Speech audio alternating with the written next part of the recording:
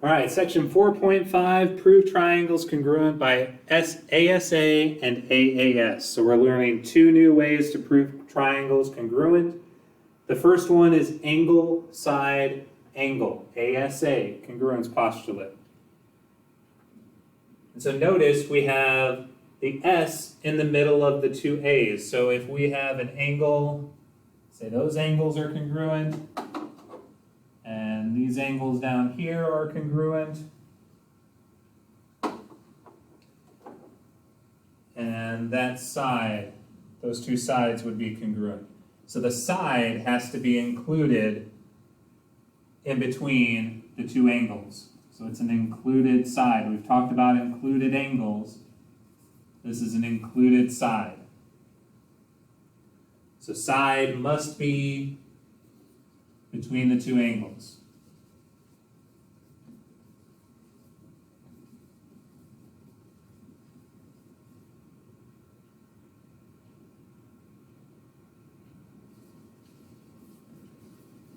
Must be between the two angles. Let's go angle, side, angle. Our other theorem to learn is angle, angle, side. Angle, angle, side. So if we have these angles congruent again on top, and those same angles congruent there at the bottom right, then it could look like that. So the side is not included.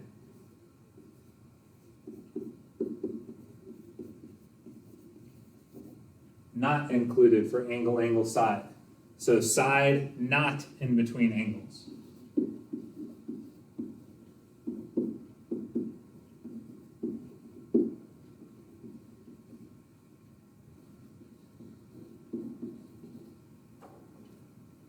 So angle, side, angle, and angle, angle, side.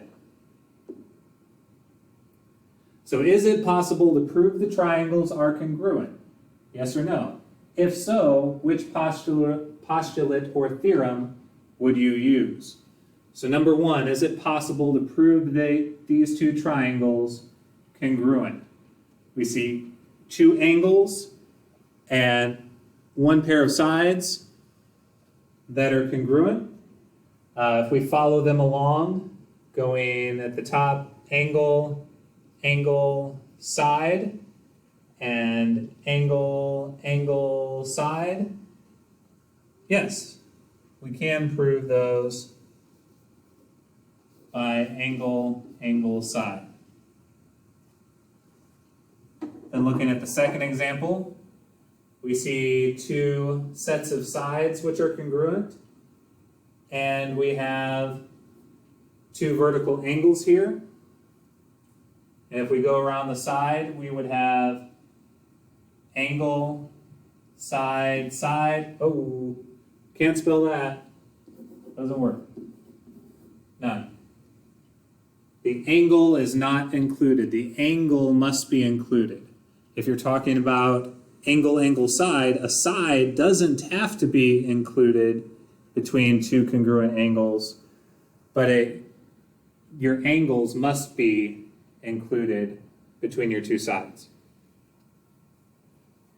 Then looking at number three, we have two sets of angles which are congruent, and we share this side.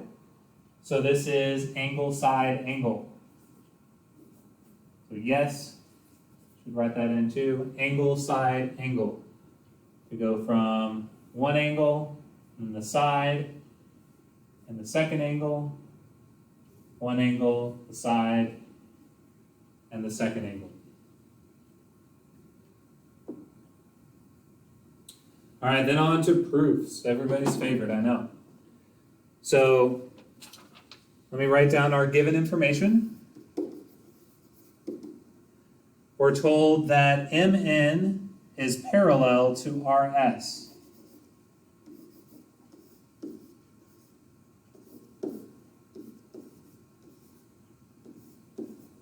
Line MN is parallel to RS. We know those are parallel. We're also told MN is congruent to RS.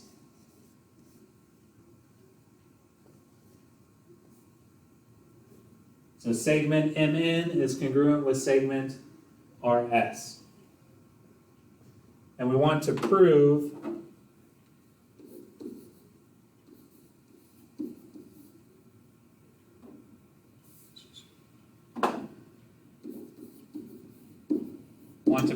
that triangle MNP is congruent to triangle SRP.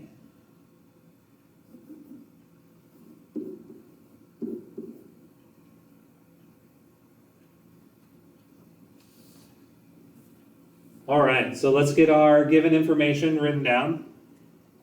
Usually want to start with that. So line MN is parallel to line RS.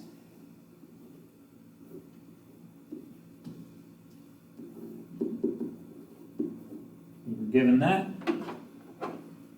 We know segment MN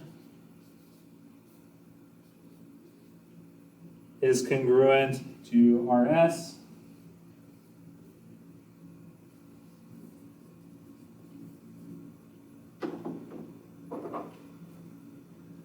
All right, now we need to find some other information here.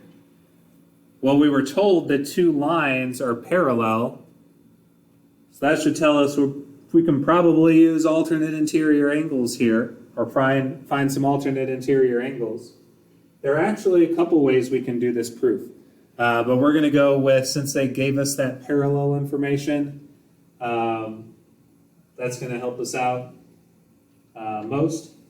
So if we've got parallel lines here, and if we call MS a transversal, then I can show that that angle there and that angle there are congruent. So I would have that angle NNP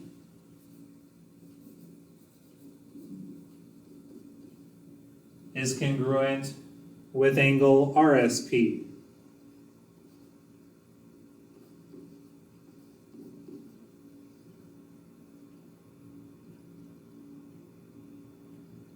And then I can use my parallel lines and use this transversal and show that these angles are congruent with one another because of alternate interior angles. I guess I need to write that as my reason also, huh? So alternate interior angles was how we found those first two angles, and also how we found these second set of angles. Angle MNP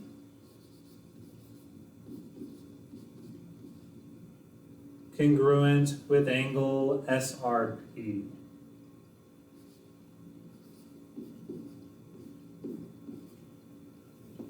And those are alternate interior angles as well.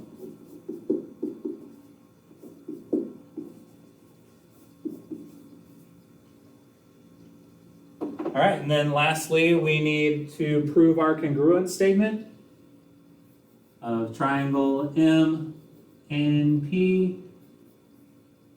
congruent to triangle SRP.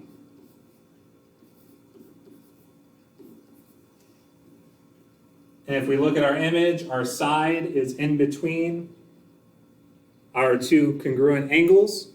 So we have an included side there, so it is angle, side, angle. Proving these triangles by angle, side, angle. Now I had said we could have also used our vertical angles, and that would have taken out one of our alternate interior angles, either one, and then we would have proved the triangle by angle, angle, side, AAS. So either way, we could have done that one. either using vertical angles or both alternate interior angles. Our second proof, we're given that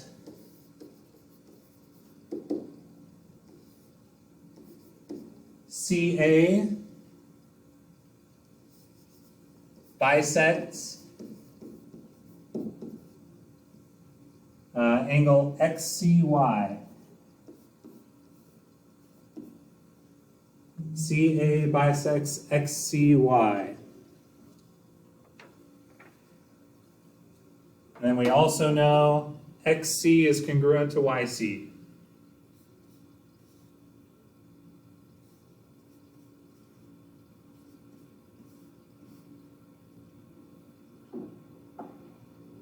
And we want to prove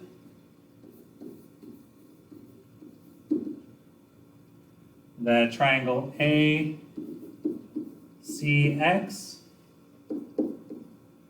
is congruent with triangle ACY.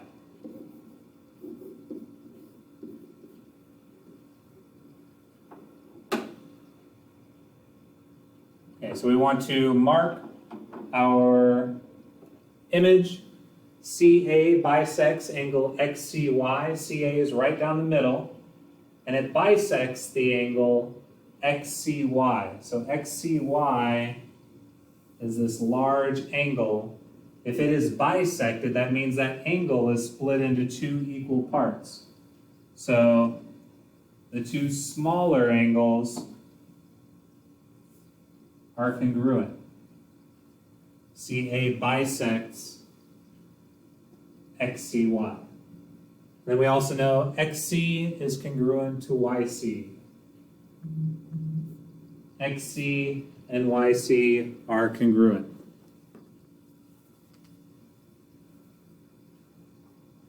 All right, so we can write in our given information. Ray CA bisects, really segment CA, we don't have the arrow going through CA. I think it's supposed to be down here. Bisects angle XCY. That was given.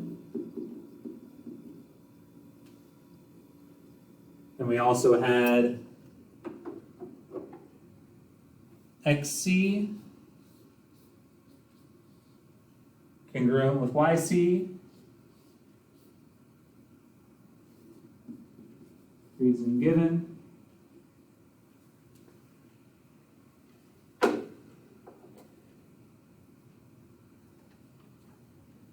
And so now, because CA bisected XCY, that tells us that angle XCA is congruent to angle YCA.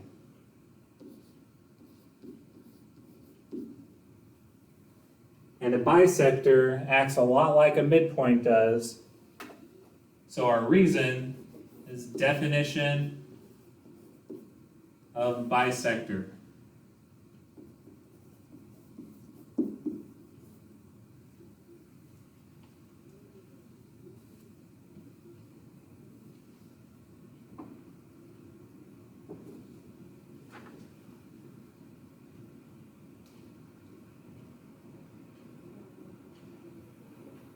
All right, and then our fourth statement, we need to find some other information up here. We should be able to see that we have this shared side. So those are congruent with one another. So side CA is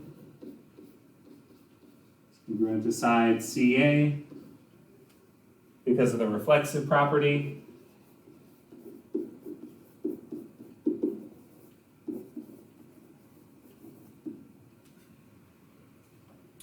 And then we just need our final statement.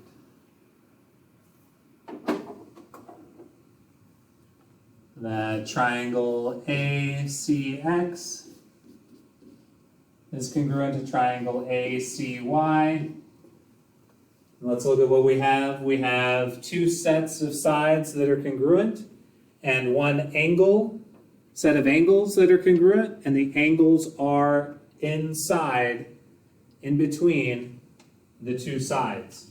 So that is side, angle, side.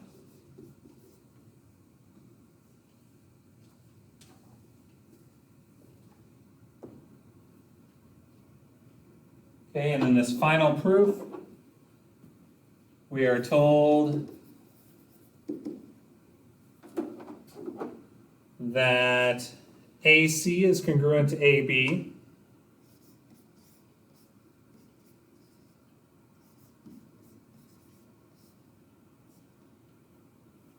And that AD is congruent to AE.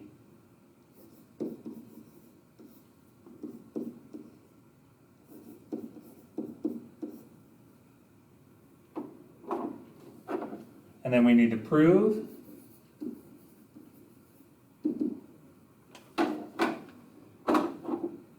that triangle ADC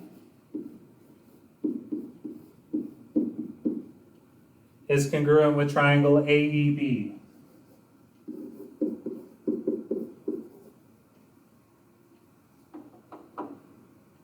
Okay, let's mark our triangles. These triangles overlap, kind of funny. If we know we're talking about triangle ADC, that is that triangle there. And we're also talking about AEB. That is that triangle there. So those are the two triangles we're looking at. So AC congruent to AB is here and here, those two short sides. So that's the short blue side and the short red side. Those are congruent. And then we also have AD and AE are congruent. AD is the long red side. And I'm going to put my congruent marks kind of like that. And then AE is the long blue side.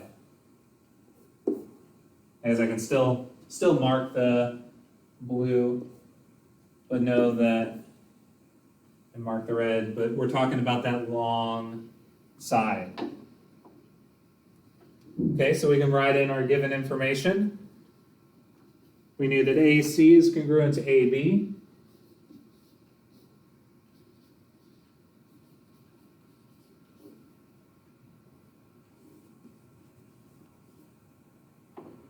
We know AD is congruent to AE.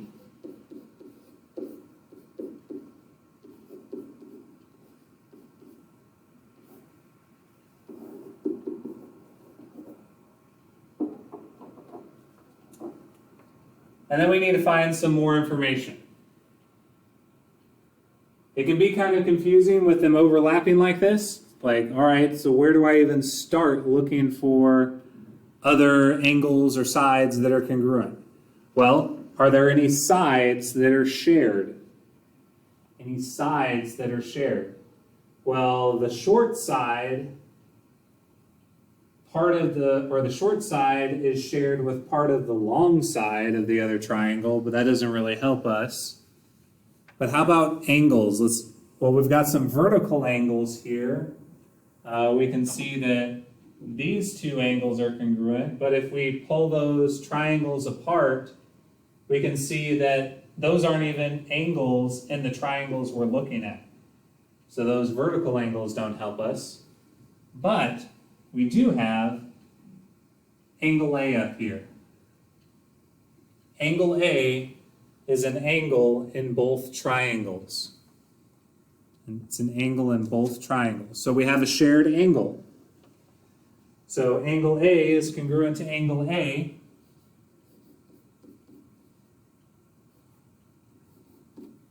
And that's the reflexive property.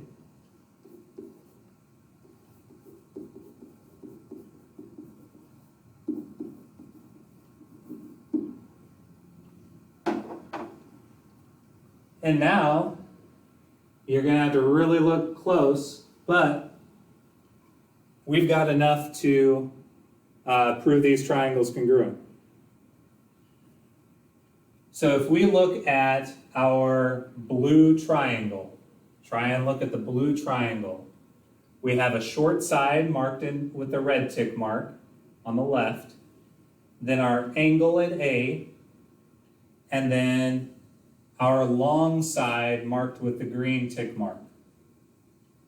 So that would be side, angle, side. And then if we look at the red triangle, we have our short side marked with the red tick mark, then our angle A, and then our long side marked on the left with the green tick mark. So we actually have side, angle, side for this set of triangles as well. So triangle ADC is congruent with triangle AEB. And we actually don't need that fifth box at the bottom. And that's congruent by side, angle, side. All right, that's it on the notes. Make sure you do your 4.5 homework.